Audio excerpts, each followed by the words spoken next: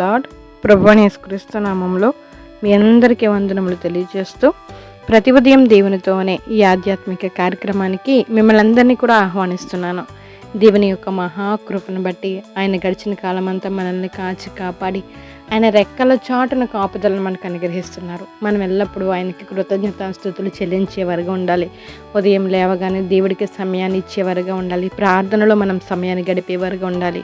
ఈ ఉదయకాలము దేవుడు మనతో మాట్లాడుతున్న శక్తివంతమైన మాట ఆదికాండము 24వ అధ్యాయము 12వ వచనము.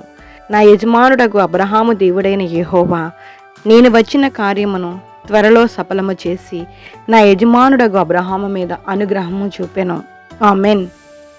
ఈ ఉదయకాలం దేవుడు మాట్లాడుతున్నారు. నీ కార్యములను దేవుడు త్వరలో సఫలం చేయాలని ఆశపడుతున్నారు. నీ మీద అనుగ్రహం చూపాలని ఆశపడుతున్నారు. ఈ వాక్యం ఏ సందర్భంలోనిది మనందరికీ తెలుసు.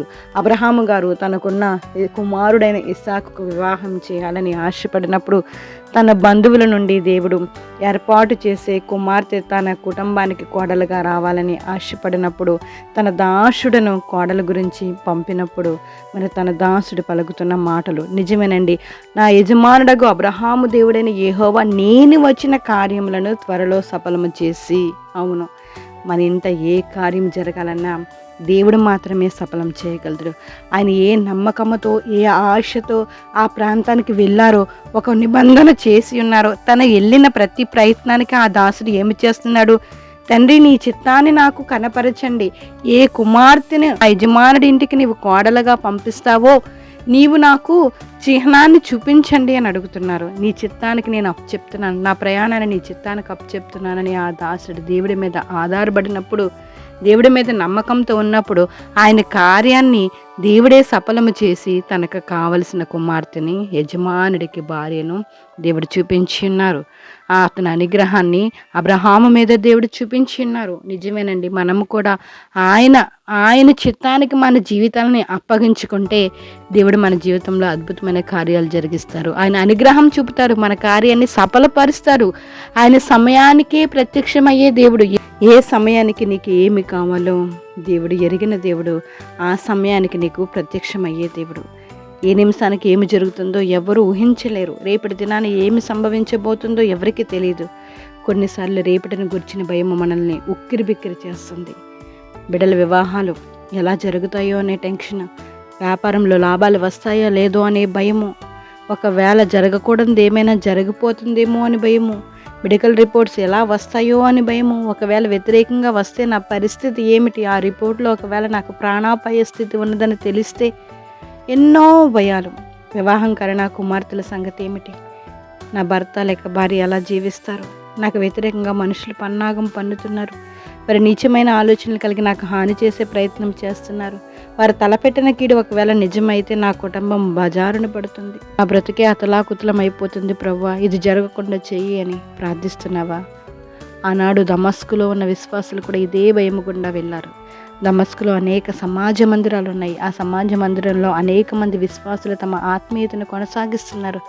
అప్పటికే అనేక సంఘాలను విశ్వాసాలను భయంకరంగా హింసించిన సౌలు దమాస్కులో ఉన్న విశ్వాసాలను సంఘాలను కూడా హింసించడానికి యెరూషలేము నుండి బయలుదేరాడని, తన యొద్దకు వస్తున్నాడని వారు భయపడి ప్రార్థించడం మొదలుపెట్టారు. దుర్మార్గంగా ప్రవర్తిస్తున్న సౌలు బహుభయంకరంగా సంఘాలను హింసిస్తూ ఆఖరికి దమస్కు పట్టణం సమీపంగా వచ్చేశాడు. ఇప్పుడు పౌలు దమస్కు పట్టణంలోనికి అడుగుపెట్టి క్రీస్తు సంఘాన్ని నాశనం చేయబోతున్నాడు. అలా తాను దమస్కు పట్టణంలోనికి అడుగు పెడుతున్నప్పుడు అకస్మాత్తుగా ఆ మార్గ మధ్యంలో యేసుక్రీస్తు ప్రత్యక్షమయ్యారు. మన ప్రభు హింసింపబడుతున్న సంఘానికి, హింసించడానికి ప్రయత్నిస్తున్న సౌలుకు మధ్యలో ప్రత్యక్షమయ్యారు. మన ప్రభు తన ప్రజలకు సహాయం చేయడానికి సమయానికే ప్రత్యక్షమయ్యే దేవుడు.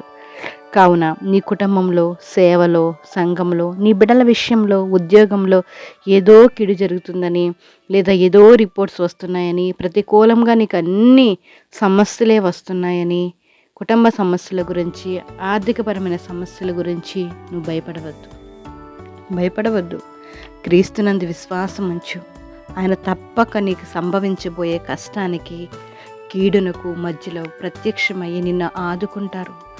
బైబిల్ గ్రంథంలో అనేక మందికి దేవుడు ప్రత్యక్షమై వారికి కావలసిన సమయంలో ఆయన ప్రత్యక్షమై వారి సమస్యలను తీర్చి ఉన్నారు. ఫరో తరుముతున్నప్పుడు సమయానికే ఎర్ర సముద్రాన్ని 2 పాయలుగా చేసిన దేవుడు నీకు నాకు ఉన్న సమస్యలను బట్టి ఆయన ప్రత్యక్షమవుతారు. సంసోను బలం కొరకు ప్రార్థింపగా సకాలంలో జవాబిచ్చిన దేవుడు, ఇస్సాకునకు భార్య కావలసి వచ్చినప్పుడు రిబ్కాను సకాలంలో నడిపించిన దేవుడు, మోషేను కాపాడుటకు పరే కుమార్తెను సకాలంలో ఏర్పరిచిన దేవుడు, సద్రక్ మేషక్ అబెద్నగో అగ్నిగుండంలో వేయగా సమయానికి ప్రత్యక్షమైన దేవుడు మన దేవుడు. దానియేలును సింహాల గృహలో వేయగా సకాలంలో తన దూతను పంపి దానియేలును కాపాడిన దేవుడు మన దేవుడు. శిష్యులు పడవలో సముద్రంలో అపాయ స్థితిలో ఉండగా సకాలంలో నీళ్లపై వచ్చి రక్షించిన దేవుడు మన దేవుడు. ఎన్నో అద్భుతమైన కార్యములను ఆయన జరిగించి ఉన్నారు. మనకు సూచక క్రియలనైనా చూపిస్తూ ఉన్నారు. ఈరోజు నీకు ఉన్న సమస్యలను బట్టి నువ్వు భయపడవలసిన అవసరం లేదు. ఆయన సమయానికే ప్రత్యక్షమయ్యే దేవుడు. తప్పకుండా నీ ముందరైన సమయానికే ప్రత్యక్షమవుతారు. నువ్వు అడిగిన వాటికంటే, ఊహించిన వాటికంటే అత్యధికంగా నిన్ను ఆయన హెచ్చించడానికి సిద్ధపడి ఉన్నారు.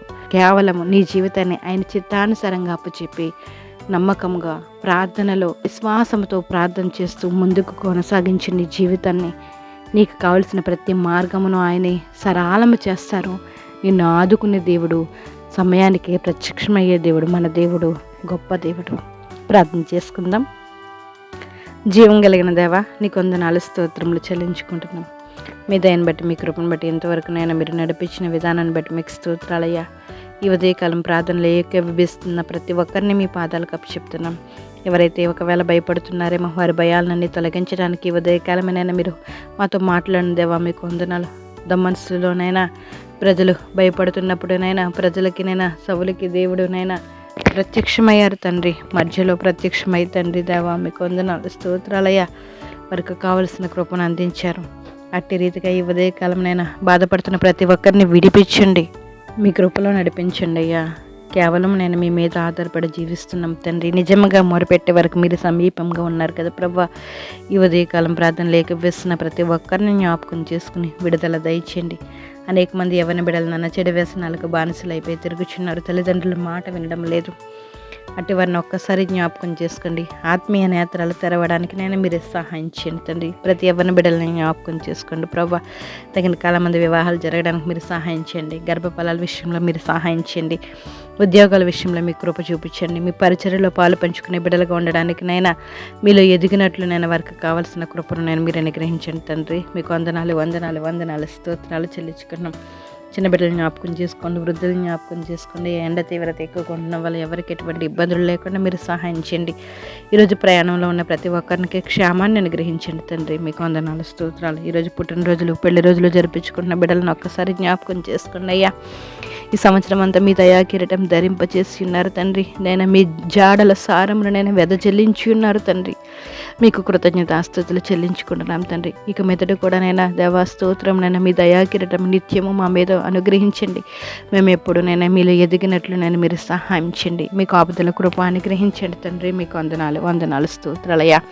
ఈ ఉదయకాలం నైనా ప్రార్థనలు ఏకీభవిస్తున్న ప్రతి ఒక్కరిని జ్ఞాపకం చేసుకుని వారికి కావలసిన నైనా కృపను మీరు అనుగ్రహించండి. విదేశాల్లో ఉన్న బిడ్డలను జ్ఞాపకం చేసుకుని తండ్రి వారి ప్రయాణాల విషయంలోనైనా మీరు సహాయం చేయండి.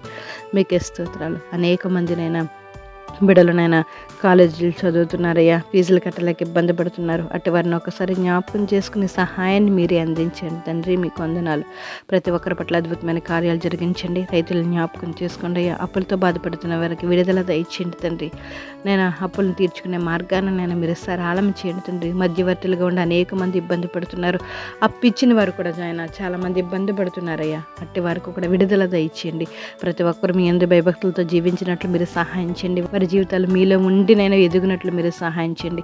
ఆత్మీయంగా ప్రతి ఒక్కరూ ఎదిగినట్లు నేను మీరు సహాయం చేయండి. ప్రతి ఒక్కరికి ఆత్మీయ జీవితాన్ని అనుగ్రహించండి. ప్రతి ఒక్కరూనైనా హృదయంలో పాపాన్ని లక్ష్య పెట్టకుండా నేను తండ్రి తమ హృదయాలను మీకు కుమ్మరించినట్లు నేను మీరు సహాయం చేయండి.